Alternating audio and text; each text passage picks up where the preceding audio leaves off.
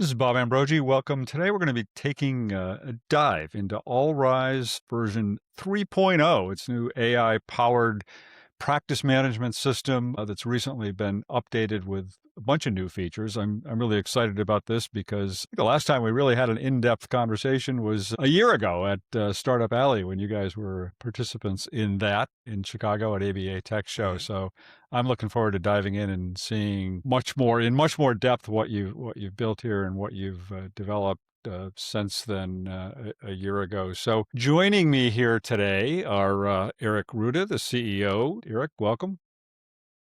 Thanks for having me, Bob. And Robert Jameson, the Chief Product Officer. Robert, welcome. Yeah, again, thank you, Bob, for the time. We're excited to be here. So, Erik, why don't you kind of kick it off with giving us a little bit of the background of the company? What is AllRize all about, and what's your focus? Thanks, Bob. Yeah, I'm Erik Ruda, like you mentioned, CEO of AllRize. I'm a 25-year technology veteran, focused mostly on enterprise solutions.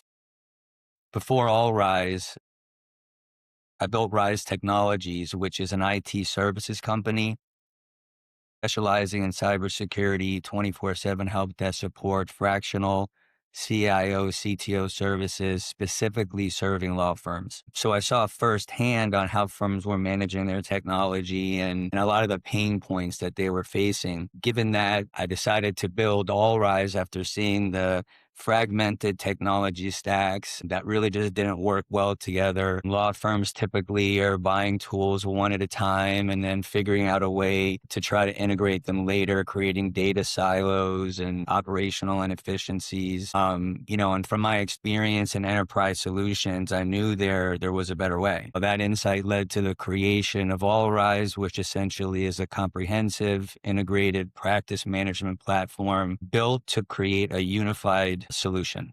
So AllRize really came from hands-on experience, seeing what was working and what wasn't working at law firms. And what is it? I mean, talk a little bit more about what it is that distinguishes AllRize from some of the other products out there on the market. I mean, I know you said you kind of looked around at what was out there and you thought that there was something better needed for the legal market. How did you go about building that? Well, we wanted to rethink how law firms use technology, not as a patchwork of tools, but like I mentioned before, as a unified system. We decided that AllRize would be natively integrated with Microsoft 365. More than probably 90% of law firms around the use of Microsoft 365. We also wanted to decided to make it build it on top of Dynamics 365 technology and Microsoft Copilot to fully leverage the capabilities and continuous innovations resulting from Microsoft R&D investment. We started this journey set on some guiding principles. One was to create a unified platform that could really enable core business functions like marketing, intake, matter management, document management, and accounting, along with the ability to effectively report and analyze all of the data in those modules. We wanted to support the full legal workflow covering all critical functions while allowing firms to grow and expand as needed. We wanted to utilize modular designs to allow firms to get started with specific modules that were most critical to them. And they didn't have to necessarily adopt the entire platform to be successful. We integrate with all the other platforms and different legal technologies. We also wanted to ensure there's a deep native Microsoft 365 integration with tools like Outlook, Teams, SharePoint, Copilot, Excel, PowerPoint, and the whole Microsoft 365 ecosystem. And we really wanted to utilize generative AI and agentic AI to help automate work and make sure that we're thinking about those things from day one. So it's a complete system, but also a modular system. So law firms can kind of decide what they need, what works for them, and implement it accordingly, right? Exactly. Yep. Yeah.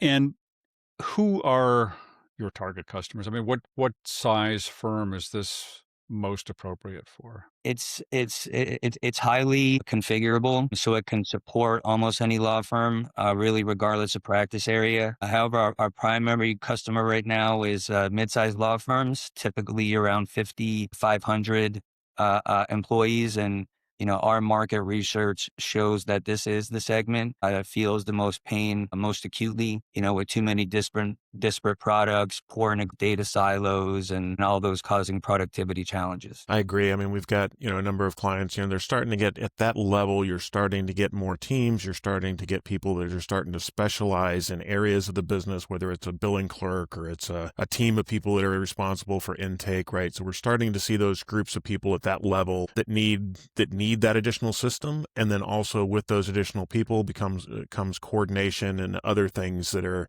just going to be process and workflow driven. You start then having to try and manage people, right? So as Erik said, we really start to see like that's the sweet spot of where a lot of this pain comes together, and where I can't just have one person doing all the work. And also, I'm not at a point where I can just go out and hire, consultants to do every piece of the business for me. I need to be effective with my money. I need to have a solution that's going to work for me and go end to end. And as I said, you recently released version 3.0 of AllRize. Are there a couple of highlights there that you want to talk about, or would you rather kind of just start to walk through it and show us what's new and different and what's in the platform? How do you want to go? Absolutely. Yeah. So I think what we'll do for for your audience, Bob, is I'm not sure how many people are familiar with the product as a whole. So I'm going to start and just kind of give a real quick overview of the application. We're not going to go deep, but I'm going to go just kind of through the application to get to kind of pay off what Erik just talked about with the 6 modules, and then we'll dive into a few of those capabilities that are specific to the 3.0 release that we're proud and excited to share. So, all right, so. As Erik teed up, right, there's really 6 modules that encompass what is the AllRize platform.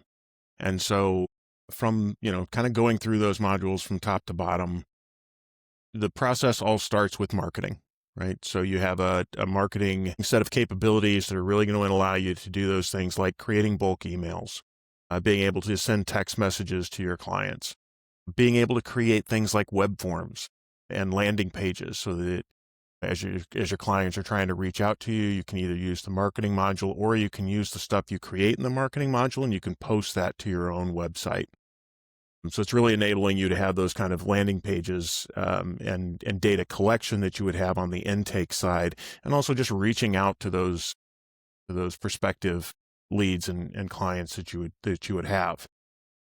Now, again, throughout the whole system, the nice thing is we're going to have the data flow from point A all the way through the end, right? So as you begin to collect data in the marketing module, because it's on Dynamics and 365 and because it's on the ecosphere, that data is going to move from step to step to step. And I'll talk about those as we go through the capabilities. But the marketing pages are all about setting up, how do you want to reach and contact your clients?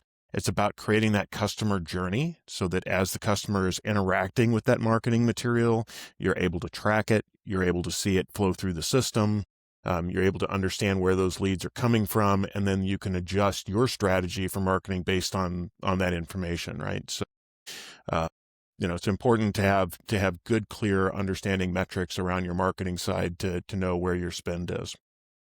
The next piece that we want to look at is our customer relationship management, or CRM piece. That also is referred to as our intake process.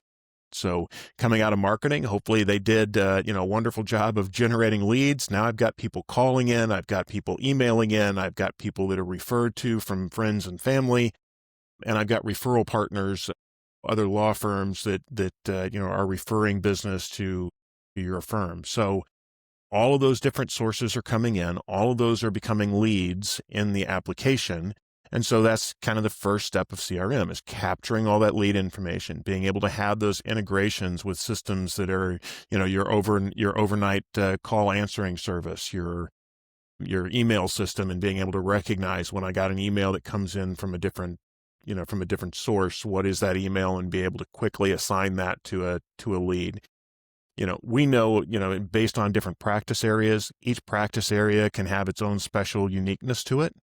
And so as you're tracking those leads, the types of things that you're going to gather, the data you're going to collect, is going to be specific to those individual practice areas. The questions that we're going to ask somebody on a personal injury side are not the same we're going to ask that are creating for a family will and trust, right? So the intake questionnaires and forms that you're going to need to be able to track and manage, AllRize is going to help you to create those by practice area and be able to help you to filter those leads out of the system. We also know, unfortunately, there's a lot of, there's a lot of leads that are not good quality leads, right? I don't need to take on a case for a Nigerian prince that is hoping to give me $1,000, right? We know that noise is going to come through our systems. And so the lead also helps me to get rid of that noise quickly and efficiently. And as we go through that, the goal of the lead process is to get it to an opportunity. So at this point, again, kind of in that sweet spot, we're seeing intake teams or intake people responsible for the lead.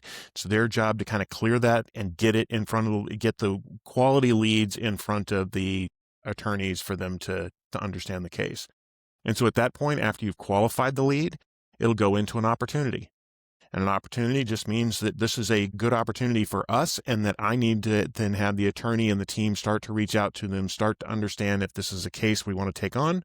Hopefully, again, that's a quick process. That's a quick couple of phone calls. Yep, you're injured. I see you're hurt. You've got a case. I'm going to send you a retention letter. I'm going to send you perhaps a collection of fees if it's something more like a will and trust. Maybe there's some additional retainer fees or something based on the practice area. But in that opportunity phase, it's all about creating that relationship with the client, and then winning that case so that we're that opportunity so that we can convert it to a matter. Right now, like I said, what's also really critically important here is that data is moving from place to place to place through the system. So the fact that it came from a marketing source is tracked into the lead. The fact that I gathered information about that lead, maybe I ran my initial conflict check at the lead phase. Maybe I did it at the opportunity phase, but I'm going to run that conflict check and make sure that, this is a good opportunity for the firm and it's not of any risk for us. So again, integrated system, you run the conflict check, the conflict automatically gets saved into the document management location. And also it has the ability to then send that conflict out to the rest of the firm to be able to say, hey, does anybody have any issues if we take on this case?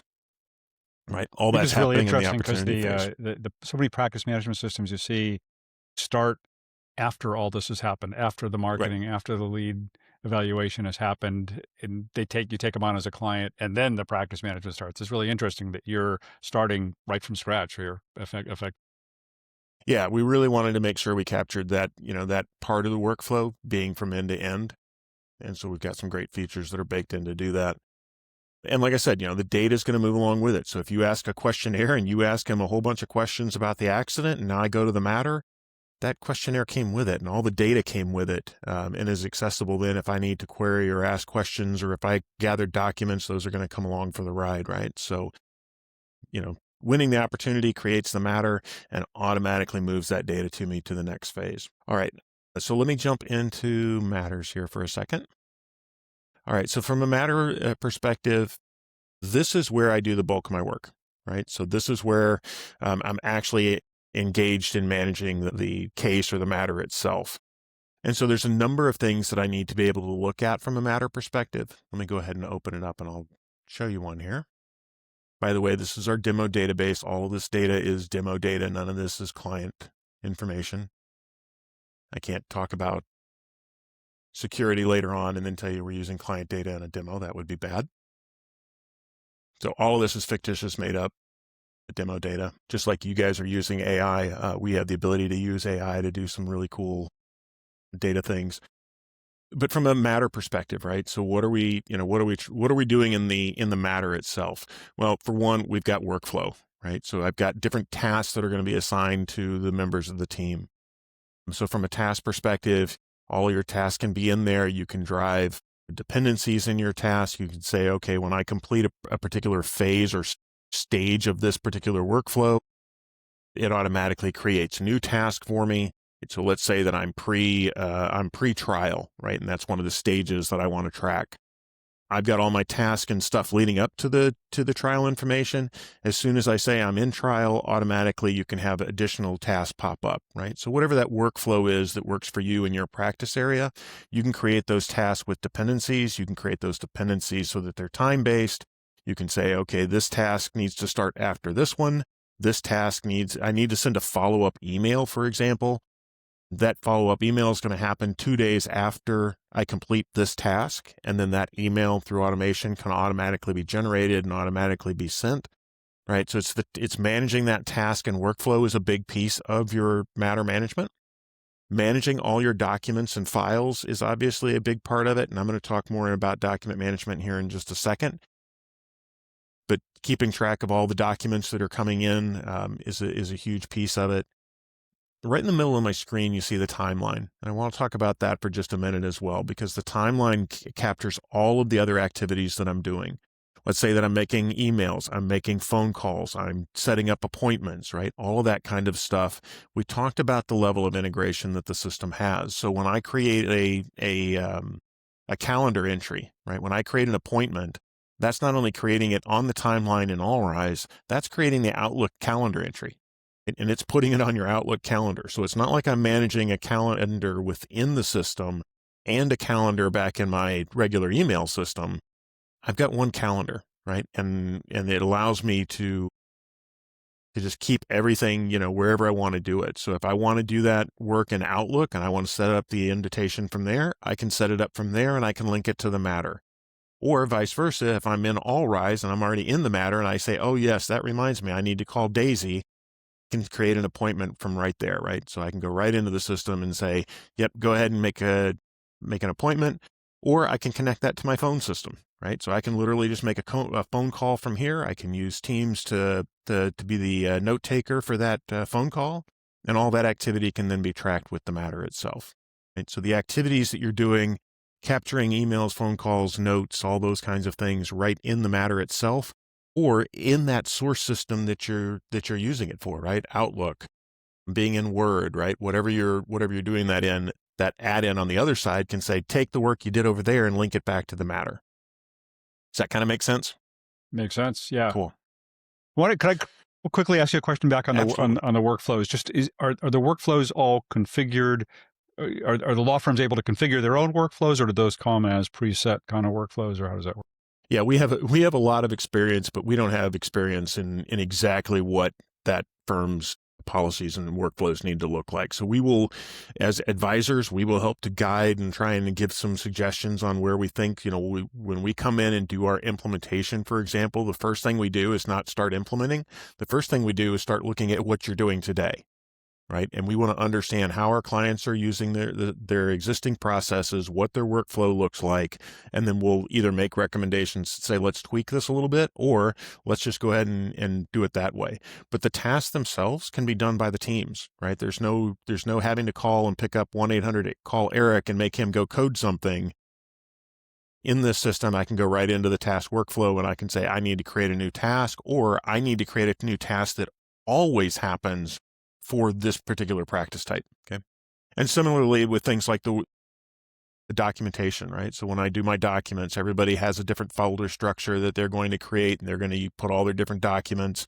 Some of them are going to keep their litigation stuff in one folder. They're going to keep their correspondence in another folder, right? So just whatever your folder structure looks like, you're going to configure that however you want in SharePoint. And again, the back and forth between that, or NetDocs, or whatever your system is, but the two-way sync back and forth between those systems allows us to say, here's the structure that needs to be in place, and let's put the documents in that.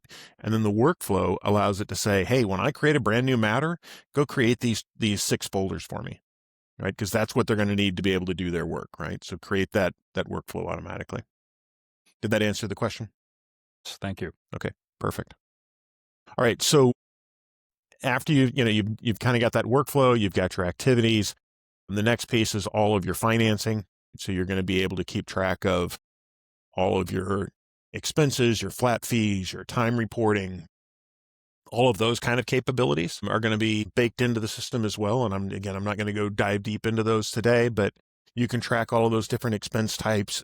You can then you can generate invoices and pre-bills to go see, how all that information transcribes. Like everything else, that's practice area specific. So if I have a particular line of business or a particular practice area that doesn't do any time reporting, that's fine. You can say, just turn that off and and that doesn't get in my way. Or likewise, I may have a particular practice area that says, you know what, I do time tracking, but it's for internal use only. Don't bill it, right? And so keep that out of the billing process and just, maintain that, because I use that data to understand the effectiveness of my team, and maybe not necessarily from a billing perspective. So, those are some of the kind of management capabilities that you would have. And then at the end of the day, you're going to close everything out, and Erik here in just a little bit is going to talk about how do we close and how do we get the retention, implement things like the retention policy and stuff like that as we move towards close. We talked about document management, and document management is both ingrained in every one of these pieces. I may have documents in lead, opportunities, and matters, but it also kind of sits on its own. And so with the system and having document management, it does provide that file repository. It does allow me to do things like version control. One of the things that I love to see is that network drive that has send this copy to client version 1, send this copy to client version 2, send to client version 3, send to client final, send to client final, right? I love seeing that, just create a copy of the file and rename it as something else as my version control system. I can still do that, but my preferred method is use a system that has that version control baked into it. That way we can all edit the file. If I'm looking for a review from 5 of my peers, they can get in there, they can do the document, and I can see the full revision history of this thing as I move it towards finalizing it for client preparation. All right. The next module is the accounting piece. So from an accounting perspective, again, a complete billing system, being able to do things like the pre-bills. We talked about those. We talked a little bit about doing the invoicing, and then also going all the way down into the general ledger, right? So I need to be able to keep track of my operating accounts for most of our clients, the trust accounts. I need to be able to do some of those kind of features. And I'll talk about that here in just some of the enhancements that we've made to it with 3.0 in just a few minutes. But there is a complete accounting piece of this as well. All right. So then the last piece that we, want to go through is the compliance side. And again, Erik's going to talk about more on this here in just a few minutes, but from a compliance perspective, it's really more than just compliance anymore. It's really moving towards a governance, risk, and compliance, right? The full GRC look and feel of what lawyers are having to deal with today, and what firms are having to deal with. So governance is going to define the rules of your organization. Risk management is going to identify and mitigate any risk to your organization, both from your clients' data protection, your firm's reputation, right? All that plays into the risk that you're assuming when you're taking on data. And then the compliance side delivers the proof points that you need to show that, hey, we did take care of your data. Hey, auditor, hey, ABA, we are doing the things that we said we were going to do, right? So that complete package of governance, risk, and compliance is always important. Sometimes it's something that we let kind of slide just a little bit. And now what we're seeing, especially with AI, is we're seeing a resurgence of saying, hey, we got to make sure we're protecting this stuff. Too many high-profile cases of data getting out recently in firms. We need to make sure that we're protecting that information for our clients and for ourselves and our own reputation. Absolutely. All right. So let me talk a little bit about the 3.0 capabilities for just a minute. So from a 3.0 perspective, the first thing that we did was we enhanced some of the capabilities around our time entries. And so I'm not going to go in there today because, again, time permitting, and some other companies have done this as well. But AI is an area where, again, we've been able to take advantage of some really cool features and technologies to be able to say, hey, if you're having that meeting and you've got that appointment on your calendar, and you can start a timer at the beginning of the meeting, or you can stop, or you can have the AI agent be tracking that information and come back and say, hey, you just wrapped up a 30-minute meeting. Do you want me to book a time entry for you? So those kinds of capabilities and enabling those kinds of agents is something that, we felt was really important at the time that we started doing it. And we're seeing that validated because we're seeing other companies saying, hey, yeah, I need that as well. Or we're seeing other providers saying, hey, I have an AI tracking engine that's going to, help with time management. And we've got that baked into the application already. Goal being, I really want to make sure I'm not losing billable hours. I want to make sure that my resources are being used effectively. I want to be able to have those for the managing partner. I want to be able to have those metrics that I can be able to see as my team. If my team is supposed to have 6.5 billable hours per day, is that what I've got? Or am I way above or way below where that target range is, right? So I can begin to manage the KPIs as long as I have the data. If I only have 2 people actually recording their time, I can't really track KPIs, right? So things like automating that, making that part of the process earlier. Nobody enjoys collecting their time or doing time entries. So the more that we can take that mundane task out of their life, the better for it.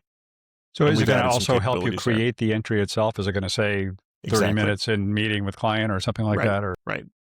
And again, where we're at with AI, and Erik will probably double down on this here in just a minute, but is AI is still in a lot of ways in its infancy. And just like I wouldn't take a brand new employee and say, great, hey, you've been with the firm for 2 days. Why don't you go have a conversation with our number one client and go promise them the world, right? In a lot of ways is still in its infancy as well. And so, the approach that we're taking is use it for what it's really good at and proven that it can do, but provide guidance in those areas where it still needs, to develop and learn and grow. So something like what you just mentioned, right? So can it create an automatic entry? It could book it automatically for me, but because of the potential that it could be, that it could come back and be booking stuff that you don't want it to book, our recommended approach, again, you can configure it however you want, but our recommended approach is, hey, user, I noticed you just finished this. Would you like me to book this for you? And it just gives that human interaction to the process. Yeah. And we recommend that sense. really for anybody that's looking at AI usage. Consider where it's at, what the risk is if it does something wrong, and then apply the appropriate policies and procedures to make sure that it's doing the right thing. Yeah. It still prods you to get that time, and it still gives you the chance to make sure it's accurate and Exactly. properly Exactly. recorded. Yeah. All right, so let's talk a little bit about document management, and here's where, again, I'm going to show a couple of different things in here. So again, Copilot completely integrated into the application. So from a Copilot perspective, one of the things I like about Copilot is it allows me to use natural language. And for anybody that's used the system and had to try and set up filters, we know that filters can be a bit of a pain sometimes to try and do. Sometimes I can only set up one filter criteria for a grid, and I really want to sort on 2 things. Sometimes it's hard to know how to create a filter. How do I do the and/or logic, or how do I create the filter? Here's where Copilot is just really cool, right? I can say something like, show me all my personal injury cases. And so now, right, the Copilot's going to go build that behind the scene query. You can see it's got an advanced filter. If I want to go see what it actually created as the filter, I can go do that. But quite honestly, most of us don't care. Did it give me the right results? Did it show me the information that I wanted to see? Perfect. I can now filter on all of my personal injury cases, right? And so I love that aspect about using using tools like Copilot in our day-to-day matter management. Yeah. Let me go back to our specific matter again. Go to files. All right. So again, you have the ability to create an AI agent on your documents. And this is a really good use of AI that's really low risk, because I'll explain why in here in just a minute. But let's say that in my case here, I'm going to have a conversation with Daisy, right? I need to have a phone conversation with her. Last time I talked to her as an attorney, I knew that she was going to go to the MRI place and get an MRI done, and she sent me over what that was, but now I'm going to go have a conversation with her. So I want to know what the results of that were, right? So I've got her MRI results sitting here, but instead of going through all the details, some of these documents that these lawyers are asked to process are hundreds of pages long. Summarize Daisy's MRI results. I'll let your team edit out the delay there. All right, so Copilot comes back then and gives us the summary of the results. It indicates, again, all fictitious data, but it indicates that she had a right side chest pain. Here's the injuries. Here's the injuries to her shoulder, what the overall impression was, right? So Copilot's coming in and it's giving me some talking points that I can have and understand with her, and also giving me some information that I can use in terms of filing damages later on this particular case. And the other thing that I really like about this is it's telling me where it got the information. So let's say that I was searching the entire document library for something, right? I can now not only see what Copilot brought back, but I can see the source material that it used to give me the answer. And now as an attorney, I can trust, but I can verify, I can go in and look and see. And I especially recommend that if you're looking for things like, case positions and stuff like that, where AI is today, make sure you do that double check, go in there and make sure that the case is representing the position that perhaps AI told you to take on this particular matter. Just do your due diligence and double check that. But it did the heavy lift. It went through the document. It found the places where information might be valuable for me and brought it back. Useful. Okay. All right. So then, the next major piece that we have been enhancing in the application was all around the integrated accounting and compliance. So adding new features to the accounting side. Not only do we have the deep GL integration, but it's really an area of the system we feel like's been underserved traditionally, at least underserved from a detached perspective, meaning that, the data is just not integrated well between you're using something for accounting, but it may not be as seamless of information for the law firm as it could be. And so providing this in 3.0, things like being able to do a three-way reconciliation where I'm reconciling those bank accounts with the trust account, with the actual matters, and making sure that everything is correct, being able to review the pre-bills, being able to set up things like billing agreements so that for my institutional clients, let's say that I'm working with an insurance company, they're feeding me cases. Can I get information back to them in a timely way? Can I manage stuff at that kind of client level versus matter level? Those kind of capabilities. So we've got some really cool stuff in there. But in the interest of time, I want to turn this back over to Erik and let Erik talk about the compliance side of the equation. All right, Erik, you want to share your screen now? There you go. Looks good.